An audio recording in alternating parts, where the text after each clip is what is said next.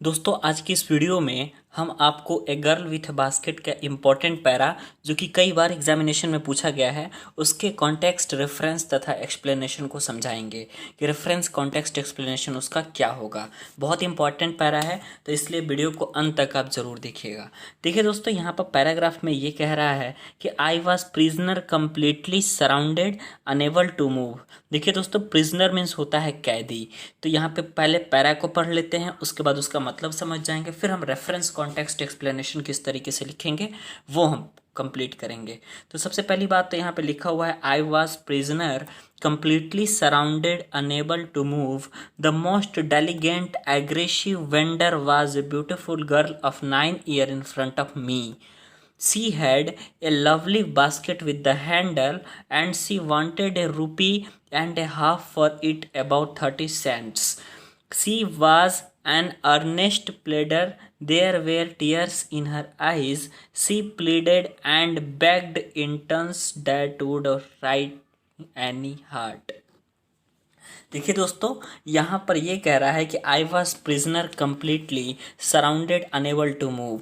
यहाँ पे लेखक ये कह रहा है कि जैसे ही लेखक ट्रेन से दोस्तों उतरता है तो लेखक जो है कहता है कि मैं एक कैदी के समान था। आई वॉज प्रिजनर कम्प्लीटली, मैं एक कैदी के समान था, पूरी तरीके से घिरा हुआ और हिलने डुलने में भी असमर्थ, क्योंकि उस लेखक के चारों ओर जो है शरणार्थियों के बच्चों ने, बहुत ज़्यादा शरणार्थी के बच्चे इकट्ठे थे, इसलिए एक लेखक जो है हिलने डुलने में भी असमर्थ था।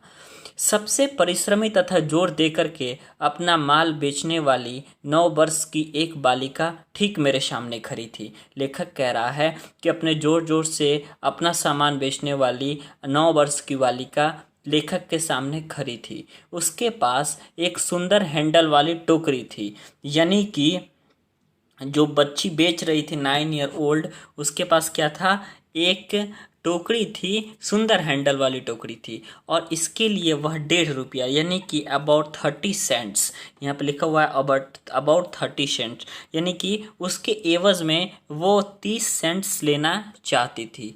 ठीक है, वह ईमानदारी से अपने सामान की प्रशंसा करने वाली थी। She was the earnest प्लेडर।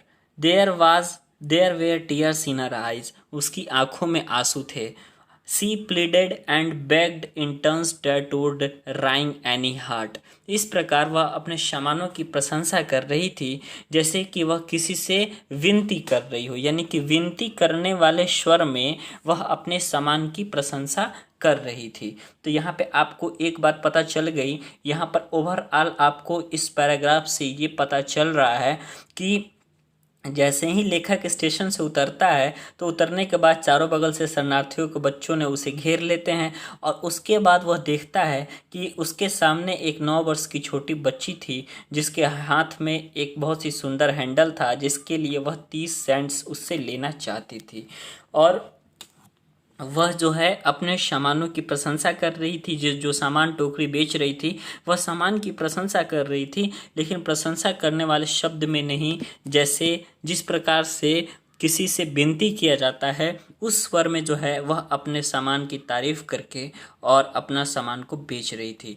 तो इसके लिए अब हमको क्या करना है, रेफरेंस कॉन्टेक्स्ट तथा एक्सप्लेनेशन को लिखना है। अब हमको क्या करना है, रेफरेंस कॉन्टेक्स्ट एक्सप्लेनेशन लिखना है। एक बात तो हमें समझ में आ गई कि हमें रेफरेंस कॉन्टेक्स्ट में क्या लिखा जाता है, हमेशा उस पैरा का सबसे इंपॉर्टेंट पॉइंट जो होता है उसको कॉन्टेक्स्ट में लिख दिया जाता है। लेकिन उससे पहले हम आपको बता दें रेफरेंस में क्या लिखा जाता है।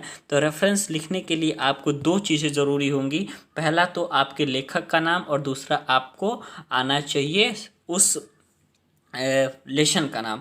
सबसे पहले बता दें कि ये जो लेशन है, ये लेशन है आपका ए गर्ल विथ ए बास्केट, और राइटर जो हैं वो हैं आपके WC डगलस। ठीक है, तो आपको बता दें ये किस तरीके से आपको पता लिखना है रेफरेंस इसका। तो रेफरेंस लिखेंगे, these lines have been taken from a lesson a girl with a basket written by WC Douglas, यानी कि दीज लाइन्स यानी कि दीज लाइन्स या this paragraph have been taken from a lesson. यह paragraph जो है ये गर्ल विथ ए बास्केट से लिया गया है, जिसके लेखक W.C. डगलस हैं।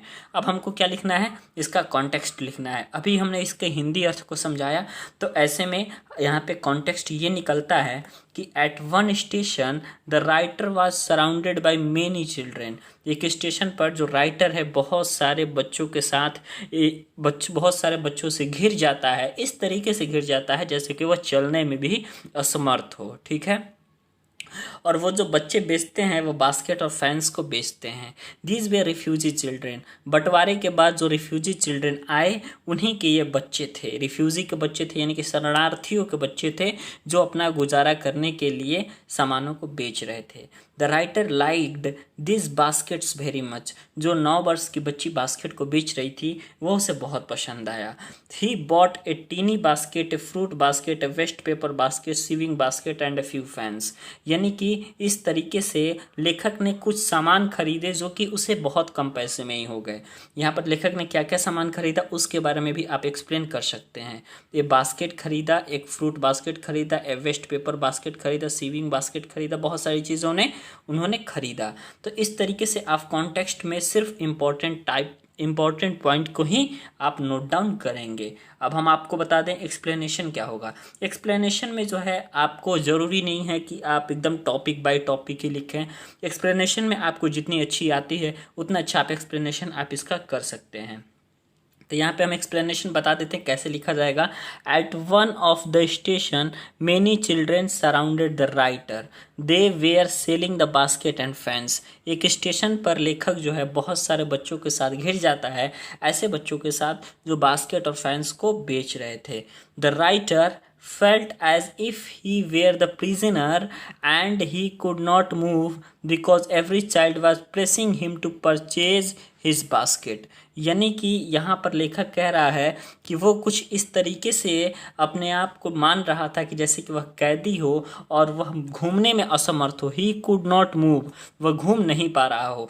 because every child was pressing him, सभी बच्चे उनको धक्का जैसे दे रहे थे बास्केट्स और फैंस को खरीदने के लिए। Among these, इनमें से the children was a beautiful girl of 9 year. इनमें से लेखक ने एक 9 वर्ष की सुंदर लड़की को देखा जो कि बिल्कुल लेखक के सामने खड़ी थी।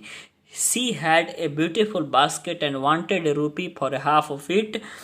यानी कि इसको लेने के लिए जो लड़की बेच रही थी सामान को, इस सामान को लेने के लिए लड़की ने लेखक से 30 सेंट्स की मांग की थी। और वह लड़की जो है एक अर्नेस्ट प्लेडर की भांति अपने सामानों की प्रशंसा कर रही थी, लेकिन अपने सामानों की प्रशंसा she pleaded and begged in terms that would wring any heart.